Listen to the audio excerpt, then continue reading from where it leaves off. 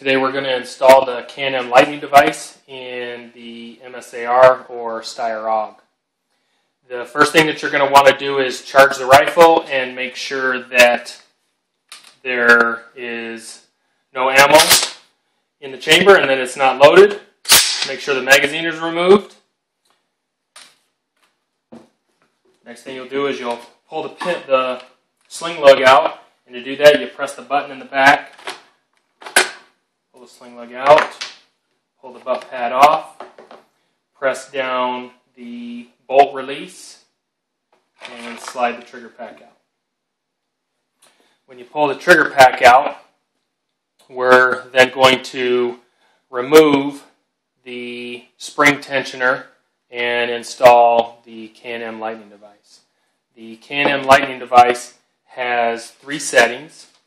The top setting is the lightest, and it will be the lightest trigger pull. Then the middle setting, and then the bottom setting is the heaviest.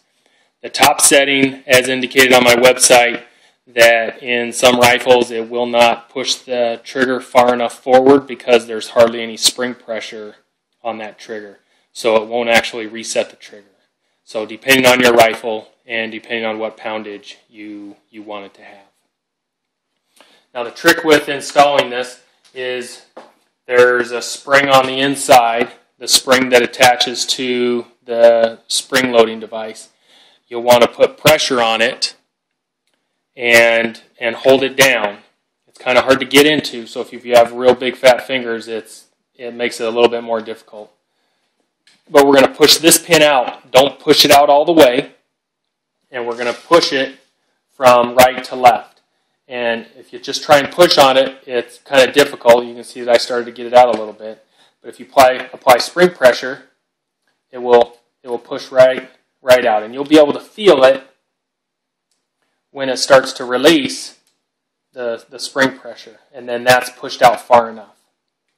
Now when you get it to this point, you're going to want to take and push down on the spring and kind of rock it back and forth to get it up and over this notch and pull it out. Still keeping pressure on the spring. Then install the K&M device. I like it on the middle setting, so you rock it in, find the spring snap, put it on, push it in, push the pin back in. You want to apply spring pressure. You want to apply pressure to the spring at all times, so that it doesn't come off the notch on the inside. On the other side of the spring, it falls into a little notch. So make sure that you look at that prior to releasing the pressure, so that if it does come off, you know exactly where it goes. I then want to take and push the spring down towards the bottom side or the left side of the trigger pack to center the spring. This spring also, pushes in and out, pushes the device in and out so that you can pull your pull pin to remove the butt pad out.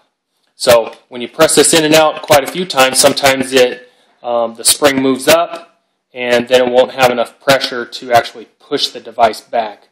So then when it goes in your rifle, you barely have to press on the back, and the sling lug will push out. So every time you install the trigger pack, just push down a couple times to force the spring all the way to the one side. Push the bolt release down, slide the trigger pack in, put the butt pad back on, start the pin, press in the back, and there you go. Then you can charge the rifle, again, clearing the chamber, make sure there's nothing in it. Then you can pull the trigger. See how much nicer your trigger pull is. That's all there is to it.